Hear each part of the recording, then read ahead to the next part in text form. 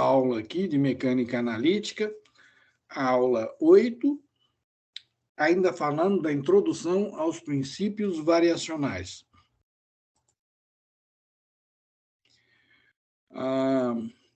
Vamos para o próximo slide. Nessa aula 8, estamos aí, nosso tema inicial aqui, essas primeiras 8 aulas, fala da introdução dos princípios variacionais. Então, estamos agora falando dos princípios variacionais para a dinâmica. Então, estamos entrando numa fase de generalização. Vamos falar do princípio da ação estacionária e vamos para mais um exemplo. A referência que nós estamos utilizando é do Crandall, Carnop, Kurtz, Pridmore Brown, esse livro de 1968, e é um livro bastante didático e fala da mecânica analítica não só para sistemas mecânicos, mas também para sistemas elétricos e eletromecânicos. Então, próximo slide. Uma generalização do princípio variacional 89. Esse princípio, apesar de ter sido obtido para um sistema particular, é um caso especial de um princípio de grande aplicabilidade. Vamos descrever a forma generalizada, sem, contudo, entrar em detalhes justificativos. Então, para um sistema mecânico de complexidade arbitrária, o indicador variacional é uma integral temporal sobre o intervalo que vai de T1 até T2 dos incrementos de trabalho realizados por todas as forças, incluindo forças de inércia, atuando em todas as massas numa variação geometricamente admissível. A forma geral do indicador é essa que está aí na equação 97. O indicador variacional, a forma geral, ele é integral de T1 até T2, de ΔT estrela menos ΔV, mais uma somatória em I das forças FI escalar ΔRI.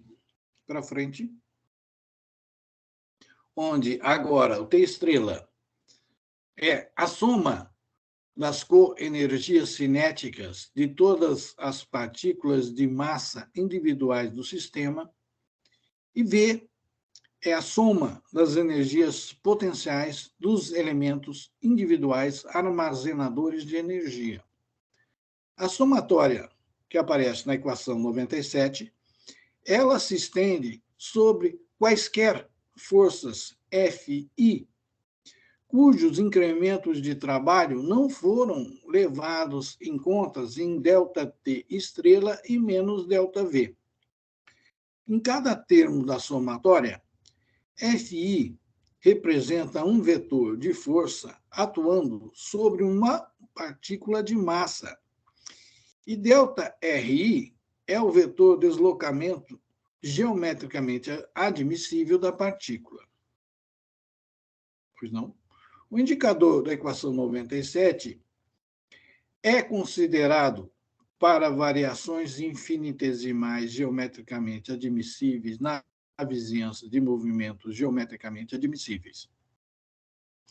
Também há a concordância em se considerar apenas funções variacionais que se anulam nos pontos terminais T1 e T2 do intervalo temporal.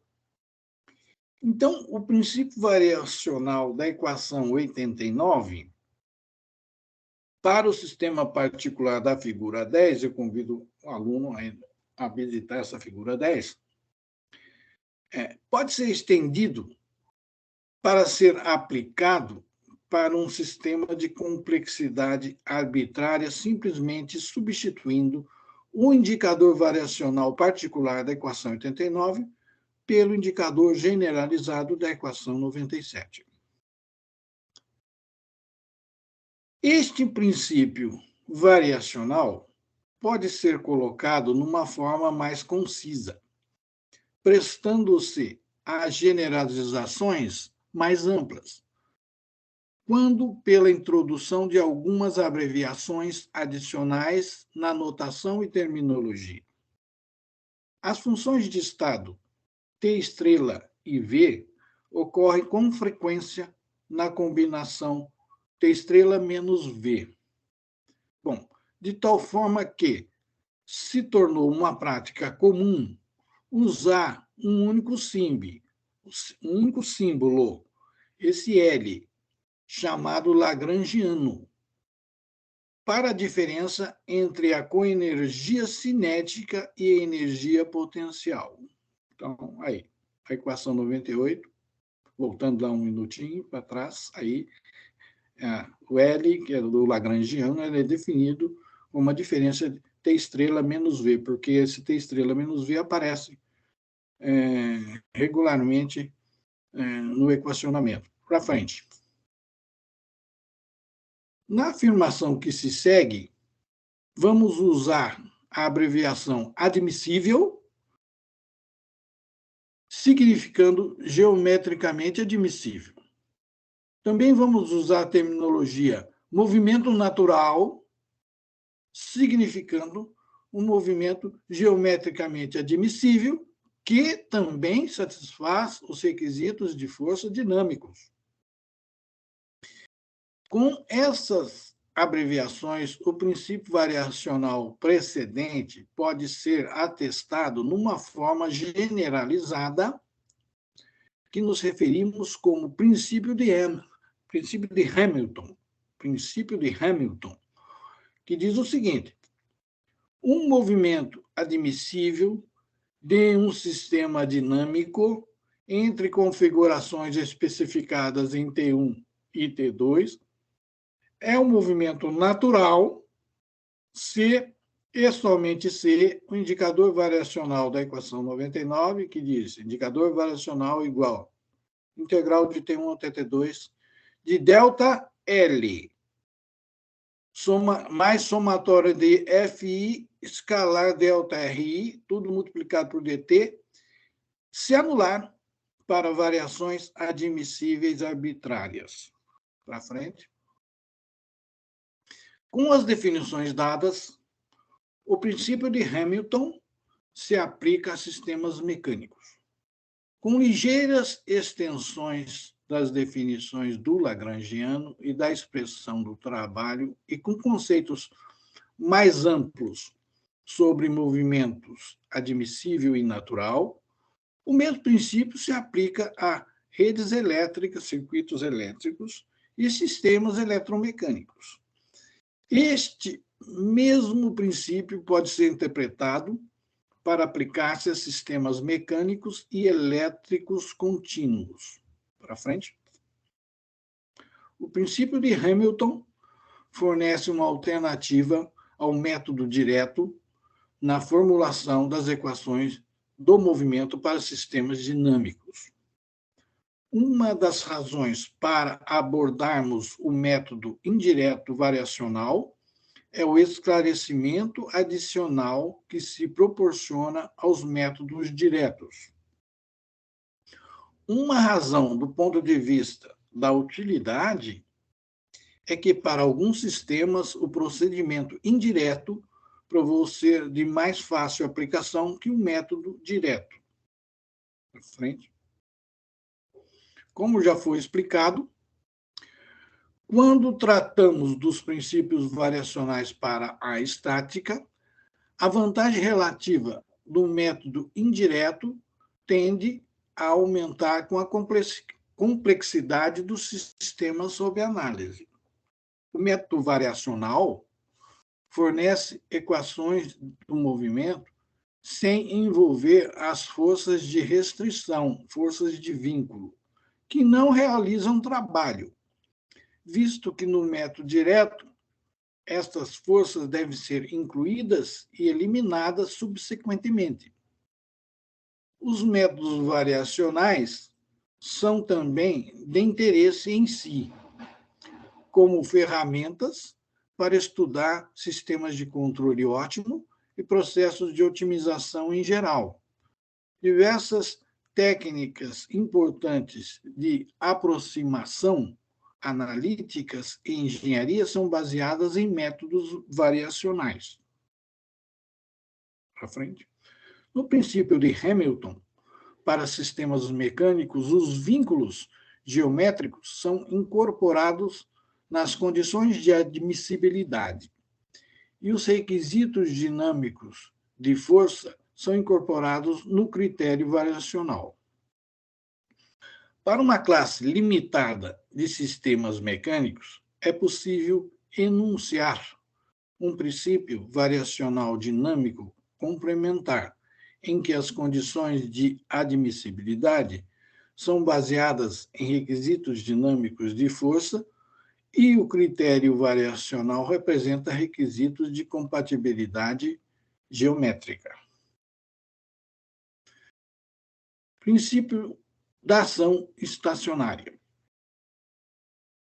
O princípio de Hamilton, generalizado, toma uma forma simples, especial, quando aplicado a sistemas em que o trabalho de todas as forças é considerado no lagrangiano. Nestes casos, não requer-se a expressão do trabalho da equação 99 e o indicador variacional pode ser escrito como está escrito na equação 100. O indicador variacional é igual a delta da integral T1 até T2 de L dt, do lagrangiano, integral do lagrangiano. Variação da integral do lagrangiano. Esse é o índice variacional. Quando eu não tiver forças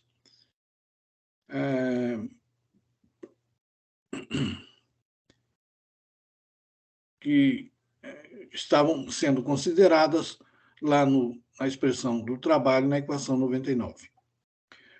Trocando as operações de integração e variação. Isso aí obtém-se a 100 quando você troca. É possível fazer isso pelo cálculo variacional, você trocar a operação de integração, a ordem, né, da integração e da variação.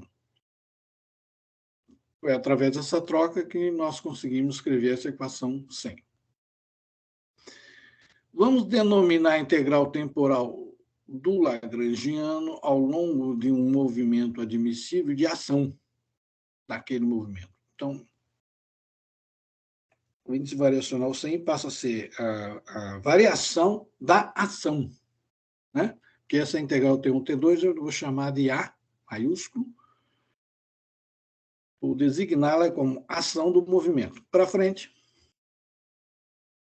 Ação A é uma quantidade escalar, tendo a dimensão de produto de energia e tempo, ou, alternativamente, o produto da quantidade de movimento e deslocamento. A magnitude da ação depende das configurações terminais em T1 e T2 e da trajetória do movimento entre essas configurações terminais. Dada qualquer trajetória admissível, é possível, ao menos em princípio, avaliar o lagrangiano da equação 98 em cada ponto ao longo do movimento. Então, determinar a ação dada pela equação 101 por integração. A ação A é, então, um rótulo escalar que caracteriza uma trajetória admissível entre as configurações terminais. Para frente.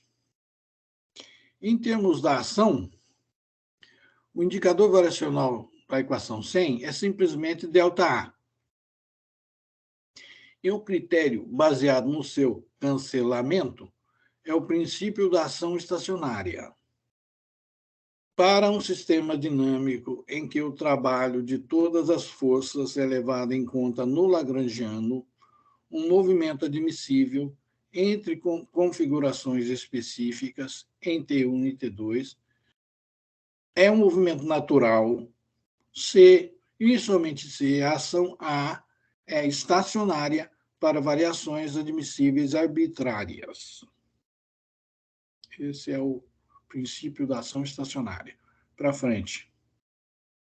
É interessante notar que o princípio da ação estacionária está para o princípio de Hamilton, assim como o princípio da energia potencial estacionária está para o princípio do trabalho virtual para a estática. Nessa disciplina, a principal aplicação dos princípios variacionais dinâmicos é a formulação de equações de movimento. Para esse propósito, não há vantagem especial do princípio da ação estacionária sobre o princípio generalizado de Hamilton.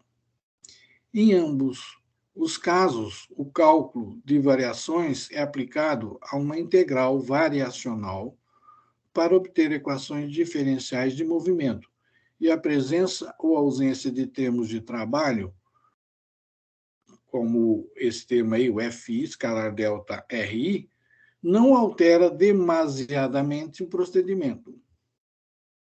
Para frente. O princípio da ação estacionária, entretanto, tem uma interpretação conceitual marcante que é válido destacar, mesmo que não se faça uso prático direto da interpretação. O critério para o movimento natural do princípio da ação estacionária é ligeiramente diferente do espírito das equações de movimento. As equações diferenciais do movimento ditam o curso de um movimento natural ponto a ponto. Para obter a trajetória completa, é necessário integrar as equações de movimento. Por outro lado, o princípio da ação estacionária trata, pelo menos conceitualmente, com trajetórias completas. Para frente. Podemos imaginar uma infinidade de trajetórias emanando de uma configuração em t igual a T1 e convergindo para outra configuração em t igual a T2. Com cada trajetória sendo associada com um valor particular da ação A. Agora, em princípio, podemos pensar uma trajetória natural simplesmente observando como o valor de A varia de trajetória para trajetória. Não há uma maneira prática de implementar esse processo exatamente, a não ser retornando às equações diferenciais e integrando, devido à infinidade de trajetórias admissíveis, independentes, que devem ser comparadas. O comportamento demandado pelo princípio da ação estacionária, entretanto, pode ser prontamente ilustrado com um exemplo. Para frente. É o exemplo 3.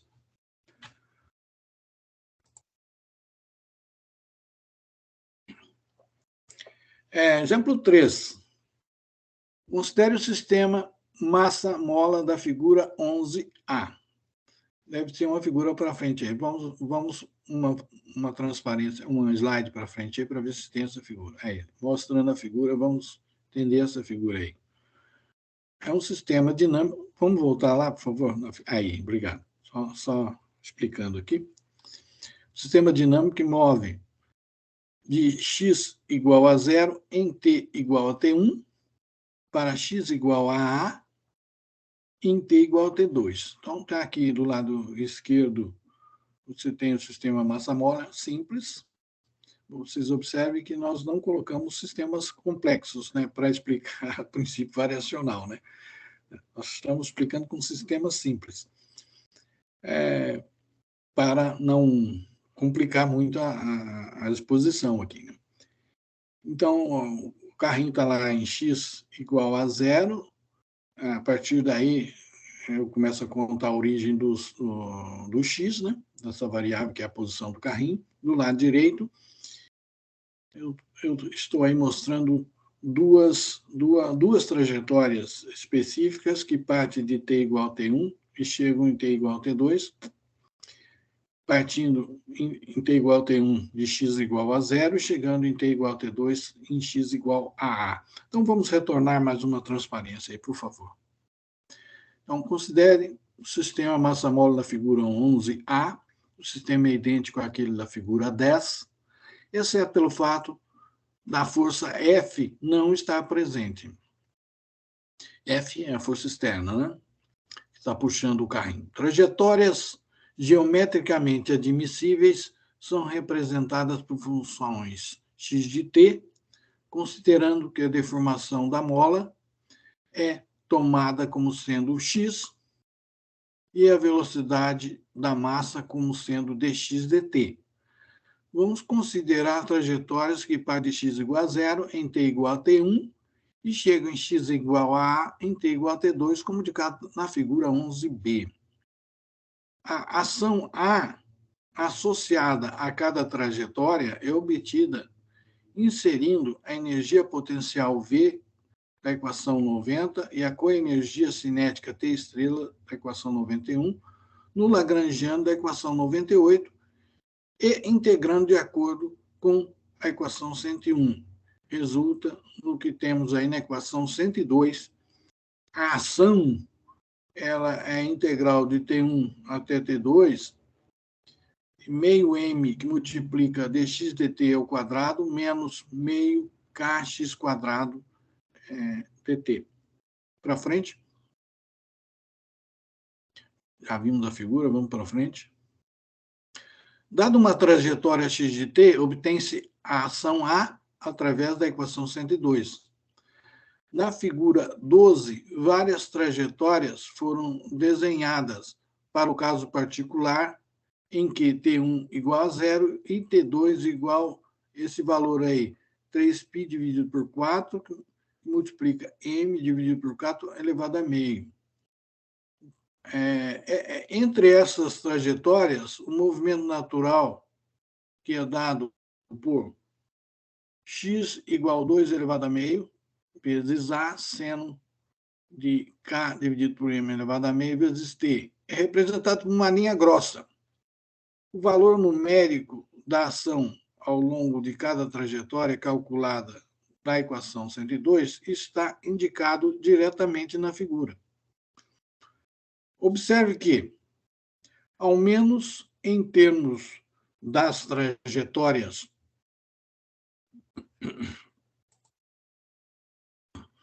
vizinhas mostradas na figura, a ação parece ser estacionária na vizinhança do movimento natural. Ação A igual menos meio, que multiplica ao quadrado k vezes m elevado a meio ao longo do movimento natural é realmente um mínimo, nesse caso particular.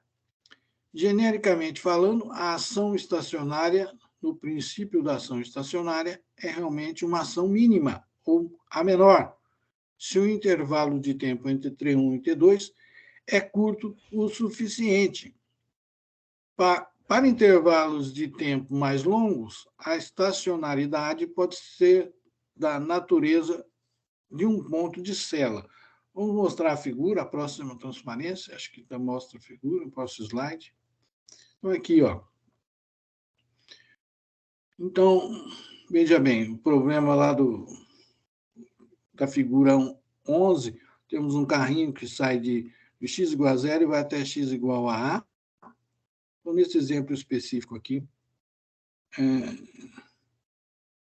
ele sai do tempo t1 igual a zero e vai até o tempo t2, que é dado por 3π, sobre esse valor aí, está 3π sobre 4, raiz de m dividido por k. Então, veja que todas as trajetórias saem de zero e chegam em A. A figura apresenta várias trajetórias e para cada uma foi calculada a tal da ação, que a ação é definida como a variação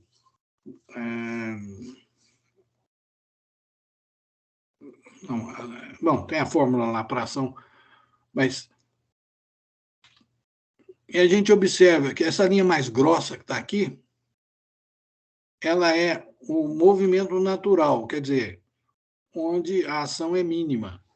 E as outras trajetórias que estão ao redor, a ação já tem valores maiores, né? Então, a figura 12 é assim: a ação é estacionária na vizinhança da trajetória natural. Estacionária na vizinhança da trajetória natural significa que, se você tirar a trajetória da trajetória natural, que é aquela que também verifica as condições de força dinâmica, voltando, se você a variação a variação na ação ela é pequena. Então, quer dizer que na trajetória natural nós estamos na mínima ação. Bom, essa aula acho que acabou também. Muito obrigado pela atenção aí. E voltamos daqui a pouco com uma próxima aula. Obrigado.